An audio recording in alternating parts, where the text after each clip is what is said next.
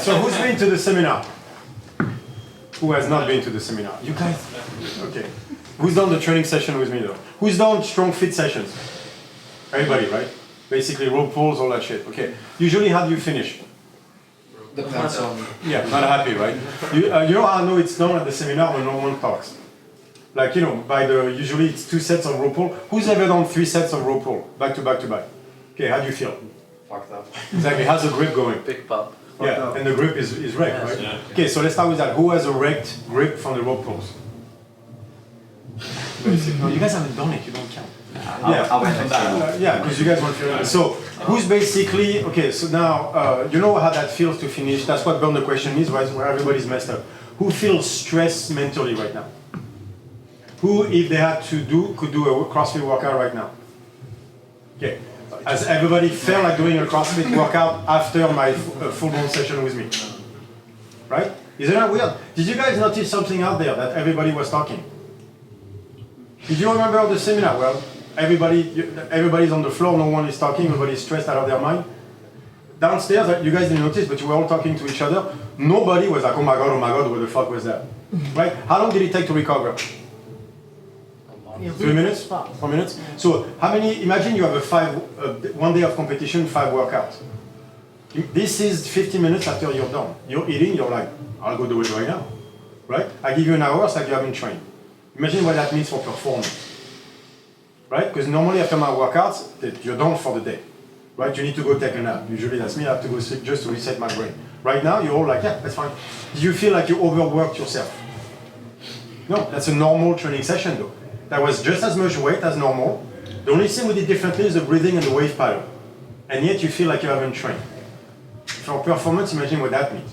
Right? Okay, so I'll let Kasper explain the why, but mentally alone, you can tell where this is going. Right? So I'll let Kasper explain the why. But... Well, so the main thing in terms of performance to understand is that... There we go. So exactly, you have to go on the camera, right?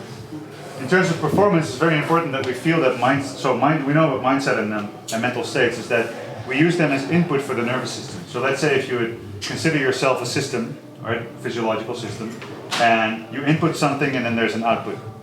And we try to use our mental states as input for the system where we go like, okay, do it and get on lightweight, and we have all these mantras and stuff, which works. It is input in a certain sense, but what's the thing that creates a mental state? That's the question. Anybody? The thing that we don't get is that mental states come from physiological states because you are a biological body, you're an organism. So the setting of your nervous system, of your biochemics, determines your mental state and your physical state. So it's two-way traffic. Yeah, so how does visualization work for a workout? You think about winning, you do all that stuff, so therefore your mindset will determine your physical state. Who did you heard say that the physical state will determine the mindset? They always take it the other way.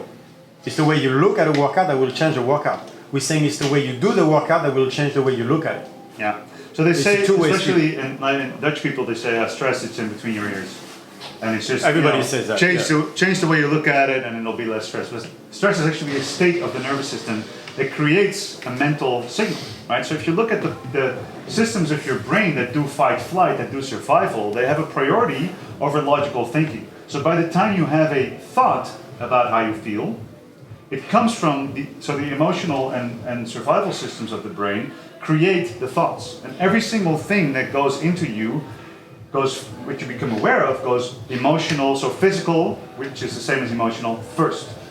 So your nervous system puts you in the stress system first, and then you realize, oh shit, I might be stressed.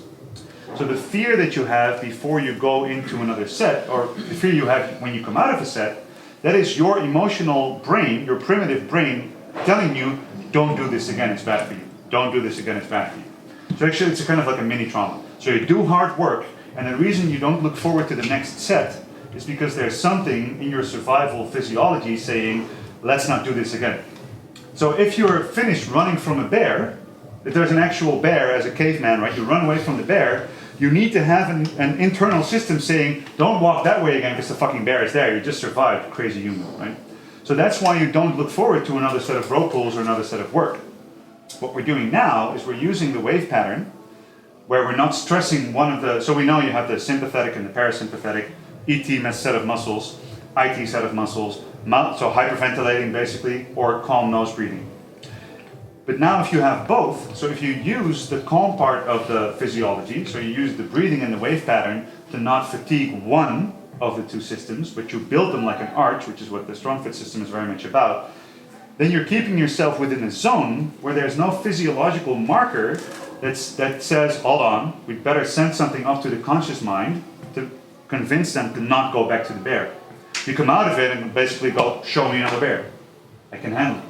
Because the physical setting that creates the mental state of fear has not been reached. That's the break point, the break point where you switch to anaerobic, where you switch it. Because you got too heavy or you're too tired. On the self drugs, eventually you went to fuck it. But before that, everything was fine. Then eventually you reach it.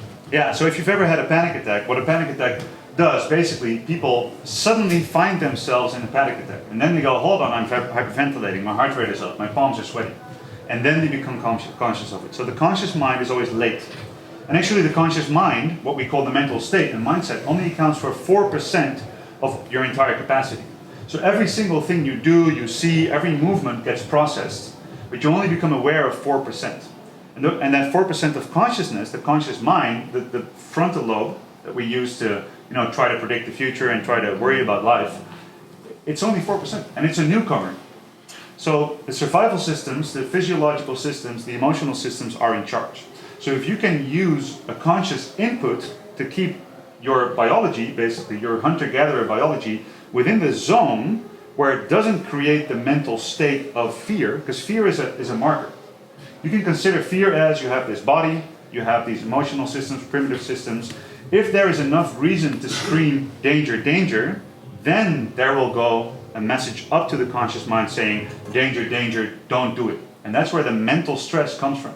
So you come out of your first workout in the day, and you come out of it and you're already worrying about the next one, and that's where you expend most energy.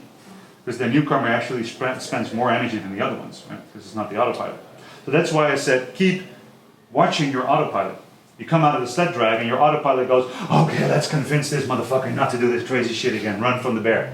And if you go, show me another bear, you're going to be fine. So the reason we were smiling and laughing and having conversations and we're, looking forward to the next set is because we're not going into the physical state that creates the mental stress and the mental fear. So a lot of mindset training is about changing it up here first and then sending a positive mindset or like a happy visualization back into the system, but it's far less effective than just having the system stay within the zone where that trigger never happens in the first place, where you then never go into fear in the first place. And this is linked to pH level, which is linked to breathing, it's linked to the state of the nervous system, but also to the muscles that fatigue. Because of the IT set of muscles, so the muscles that actually are in line with calmness, with mental clarity, so the IT system, if that fatigues, and the only thing the body has left to keep the muscle movement going, so you switch form, like he says switch form, a lot of people say break form, you switch form to your ET set of muscles, then the only thing the mind can do is say, hold on, we're now in the fight-flight system, we're in the emergency system, there must be a bear somewhere, let's be scared. And that's what happened when the sled got hot, because you reach fatigue. But before that, so how did we do that? How did we achieve for you not thinking the bear is coming? Remember when I said there's two torque chains, right? The IT, the internal torque chain, allows you to be toward the parasympathetic nervous system, right? And that's why I kept you in. So it seems that the IT chain has its own way of moving, which is the cyclical part. That's why I made you do this, because on the way up, the concentric, I kept you into the internal torque chain. By keeping you into the internal torque chain, controlling that, I keep you in the parasympathetic nervous system, I keep you from being afraid. And now you're breathing through the nose, and now everything is flowing. And that's how I kept you at a low level of stress, right? Where everything is flowing, because I kept you into the internal torque chains. Internal torque chains is cyclical. So I forced you into a wave, into a cyclical pattern to keep you in a calm state of mind. So it's not the calm state of mind that kept you within the form, it's the form that kept you within the proper state of mind. How do you play with this when you work out as like almost full ET? Okay, so that's the problem. There's a moment where you're going to switch. It's around the 60% of your 1 rep max, basically, where eventually you're going to go into ET. So what happens when the sled got impossible, right? then you went, fuck it, you turn into external torque, you start doing that, and now you get scared because now the bear literally is coming. But Because like if the goal of your training is like I'm going to explain that. Give me a second. As usual, I'm not there yet. Give me a second. So that means if I use the proper muscles, I stay calm. If I use the wrong muscles, then the bear is coming. So it's not the bear is coming, I'm going to use the other muscle. It's the second you switch to ET, you switch to sympathetic nervous system, now the bear is coming. Right? If you keep the VMO going, the bear is never coming. If you go to the vastus lateralis, then the bear is coming. That's why I kept you calm up to the point where those muscles gave up completely. Now what? Now you have to go there. Now the bear is coming. Now you start to go this, and now your grip is cramping on the rope pull and all that stuff. So imagine the break is about 60%. If I can raise your strength, I can take the IT and make it go higher and higher and higher. You can stay calmer longer. So I'm going to train you in a way that you can go cyclical further. Eventually it will always collapse into ET, right? But we're going to try to keep you there longer. And by the way, most of you, the second you get tired, even though you don't have to, you switch to ET. The second you get tired, you go, you're already making the bear come to you. Even though you could stay with nose breathing, and that's what we're going to teach you. We're going to teach you to reach true muscle failure in IT. And then when there's really not another choice, then you're going to switch to ET. Now the bear is coming, now you're going to feel stressed out. But imagine if I could keep you in IT for a full workout. Imagine how good that would feel. Imagine how not stressed you would be going into the next workout, right? So all I got to do for that is to teach you the proper wave pattern, the nose breathing, and keep you within a percentage. So if I can raise your strength percentages, I can keep you longer into that calm state.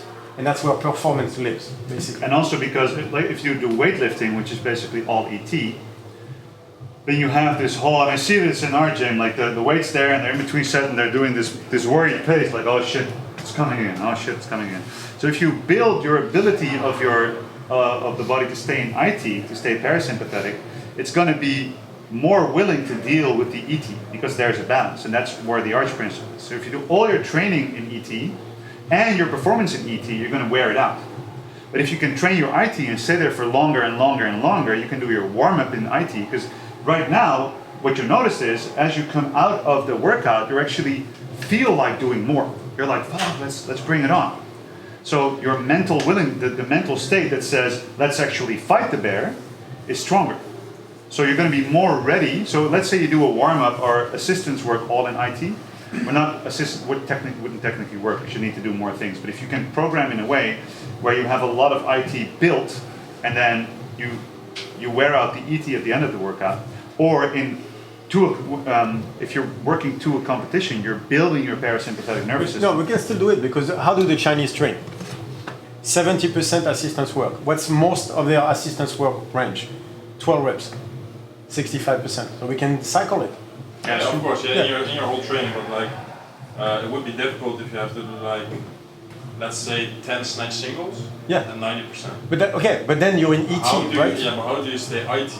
No, you don't. This it's okay, even if you don't. If you go ET, that's okay. I build the structure for you to be able to handle the 10 sets of singles without breaking. Yeah.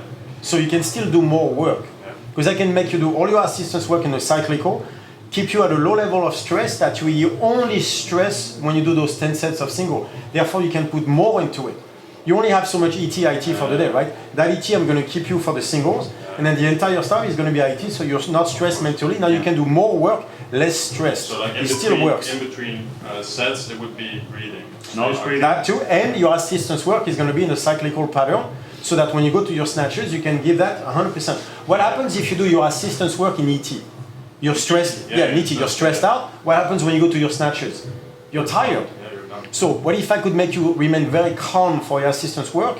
When you go to your snatches, you're going to hit it. And that's the point too. There's nothing wrong with ET work. It's a reason for being in there. We need to be able to jump and lift and throw and all of that. Because the bear is coming thing sometimes, right? If you overtrain your ET, then that's where you get the back spasms and the weird stuff. But if you have an IT system that balances out the strength of the ET system, then you're balanced out. That's the arch. And that's the trouble of the arch idea.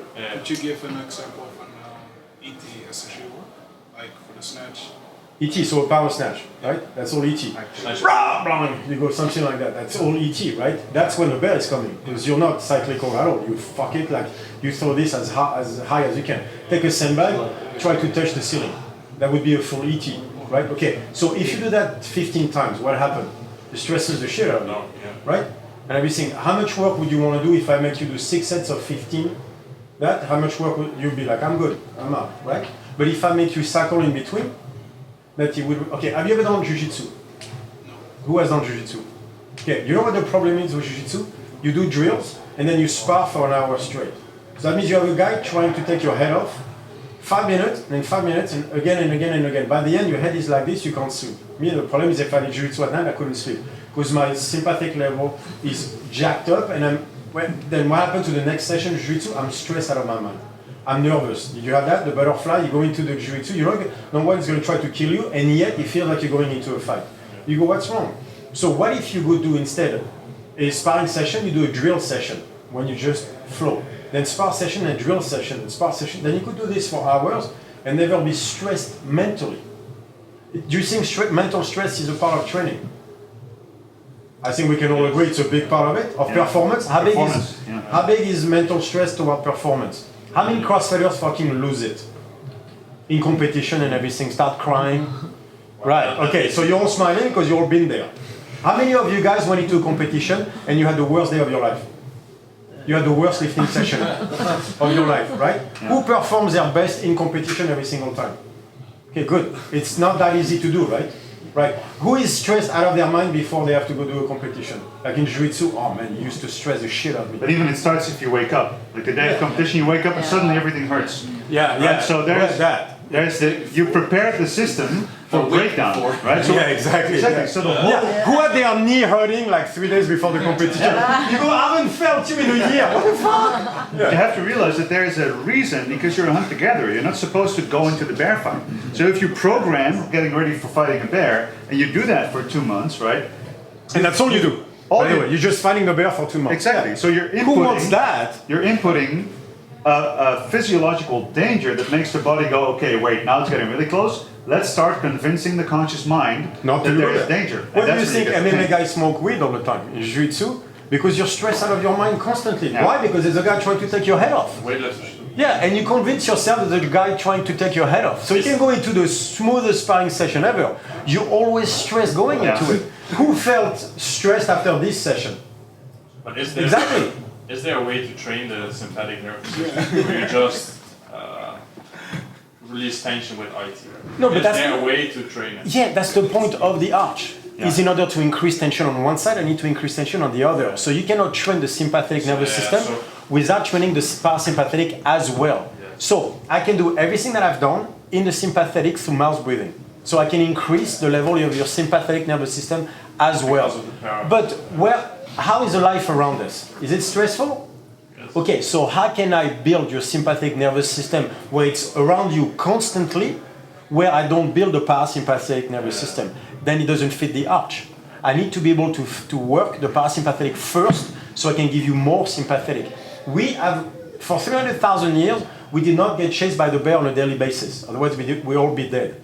That would be like, when that shit happens, I'll deal with it. But most of the time, we were okay. That's the point of civilization, so we are safe, right? And yet, we build one that stresses us constantly. If I cannot build a parasympathetic nervous system, I cannot build a sympathetic nervous system. To give you performance, I also need to teach you how to deal with stress. That's performance. For all our clients, what do clients come to see you for? To feel better. If you give them a way to deal with everyday stress, they love you forever. By the way, would you be a better athlete and competitor if you could deal with stress better? Yeah, of course. Okay, then is that what we just did? Did I just show you how to deal with stress better? That's the point. But how did we do it? Physically, and not mentally. Two fundamental principles to take into consideration. One is that the priority to go into fight-flight is higher than going back into resting mode, right? Yeah. So if the bear is chasing you at that moment, the level of priority to go into stress is the highest possible priority ever, because the other option is death, right? But once the bear is gone, the priority to get out of it and to calm down is far, far, far, far lower, right? And that's also the difference between positive and negative stress, right? If you have a lion chasing a gazelle, physiologically they're the same. It's both fight-flight, except for the lion wants to be there and the gazelle doesn't. And the lion has a danger of missing a meal, and the gazelle has a danger of becoming a meal. Yeah, so who's more stressed? Exactly. So in that sense, the CrossFit athlete, it's all about performance, right? And if you're not maximum, you're out. So this priority to go into that fight-flight mode is much higher. That's why it's so much more difficult to get out. So that's the thing. That's a principle. And the next principle is that it's two-way traffic. So if you run from if you are scared, if somebody scares you, you go like that. So there's two things happening. You have a muscular system that correlates to sympathetic, to fight flight, which is the ET system. Traps that. So what are weightlifters and CrossFitters good at? It's all that. Everything is fight flight. And the in-breath is very important. So a breath through the mouth into the chest means I don't care if I use the right breathing muscles, I just need extra oxygen. So and you're lifting your chest physically. And you're using your traps to open up your lungs. But that's a very good point, because I mean it's a two-way street. Yeah. If being scared make me activate this, that means if I activate that, I'm scared. So if we would sit here now and hyperventilate for a minute, if we would all go like that, guaranteed you have a panic attack, right? So You'll be we know stressed. if you have a panic attack, you do that, but the other way around, that's what I said about posture, this is always a losing position. And if you're working out with your buddy, or there's a competitor next to you and he's standing like that, unimpressed, and you are doing that, you go, oh, he's fucked. So it's also, you can actually play mental warfare by training yourself to not do that out of the session. And a lot of people, they want to show their coach how hard they work, so they're going to go like that. But if you can train yourself to smile, nose breathe, and be calm, you're also playing mental warfare, but you're also telling your nervous system that you're going to be fine. They've actually studied this. First thing they do at Invictus is no postures of defeat. Yeah. You are not allowed to do this. Exactly. It's always chest up, eyes open. That's the main thing in Invictus, because those are postures of success versus postures of defeat. And they've done a study on this, which actually showed that if they had two test groups, and one of them would stand like that for 2 minutes, and the other one would stand like that for 2 minutes, right? And the group that stood like this, they had more testosterone. This is where athletes always pop on. What? Testosterone? Yeah. What? And they had less cortisol. So hormonally, those ones over there. more bravery. Like that one. For women too. Those three over there, they're like, I'm gonna stand like this all day. Yeah. So on a hormonal level, they would have, that's the power pose right there, exactly, that's what it's about. So on a hormonal level, you have more bravery, more courage, and less stress and less fear. Exactly. And if you take this pose, you're telling, your posture is input for the nervous system saying, this is not working, we're defeated, create fear, please, right? Because there's different systems going into that conversation. The questions only happen, right? So the reason we didn't have to burn the questions is because there is no physiology for the questions. If you have a mind saying work more, fight the bear, and you have a much more powerful emotional and physical system saying run from the bear, then you get this internal dialogue with two parts of you disagreeing. You're going, but I'm an athlete and I need to win and I need to run towards the bear, and you have a body saying, no you don't. And that's when the questions arise. So we took away the physiological circumstances under which questions arise because the body is balanced. So you have a few things going. You have a wave pattern when you switch between the muscle groups instead of first killing one and then having to switch to the other. Then we were breathing in accordance with it because a nose breath, breathing through your nose into your diaphragm is parasympathetic, into your mouth, into your chest sympathetic. Faster sympathetic, slower parasympathetic. Actually focus on your out breath and you get more of a parasympathetic. So we've got a full combination where the movements and breathing and the mindset is aligned because we're going physiology first and then mental state. And that's going to be the cutting edge in competition. Yeah, and for the waist pattern, the point was the concentric part was in IT. So if the concentric part is in ET, I'm going to stress myself because that's the sympathetic. If the concentric part of the movement is IT, then I stay calm. So what did I make you do on the squat? I may go the other way so that you're in IT on the concentric part. And that's a cyclical movement. So look at butterfly pull-ups. When is the concentric part? This way, right? This one is IT, not ET. So that's the thing. When the concentric is in IT, I'm in cyclical, the parasympathetic is being triggered, I never panic. As long as you can maintain the cyclical movement, you will remain calm, breathing better with a better, basically with a better performance. Eventually you'll give up. So what happens to butterfly? Eventually you have to switch to keeping because you lose the rhythm because you get tired. But the longer you can stay in butterfly, the better you do. We can butterfly any movement. That's the point. That's a cyclical pattern. It doesn't just work I on think the that's a pull-ups. tagline that's going to get all CrossFitters on board. Strongfit, we can butterfly anything. Anything. That's the point. By the way, who's got a massive carb craving right now? One of them. Two of them. Okay, good. That was the first thing when I did this stuff for the first time in this way. It was last Friday.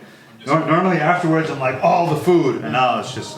Yeah, it's okay, but it's not. You guys did a ton of work. It was a great job. Yeah. You guys, did you guys do work? That's the point, right? Yeah? Yeah. It wasn't no work, and yet right now it doesn't feel like it. Exactly. That's a major difference compared. It's the same amount of work as before, but yet you're reacting to it differently. That alone is performance, because you did more work but less fatigue. That's work capacity. Yeah. So that alone is performance. And some of you aren't skilled at breathing yet, which is just something you have. All the wave pattern. Right. So imagine when you have it. So one of the reasons you might have gotten less gain out of this than the other guy is just that just being able to do this whenever you want to in a way where you don't get dizzy and you're completely in control.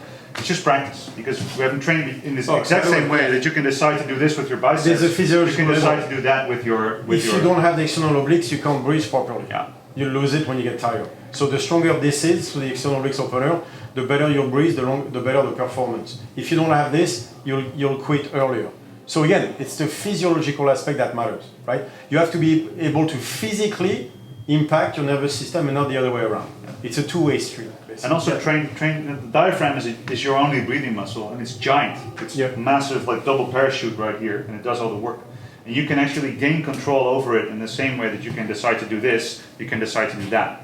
So that's where a lot of control can come from. And also if you're doing carries and holds and stuff like that, you can build the base from there. Who's breathing through the nose on the sandbag carries?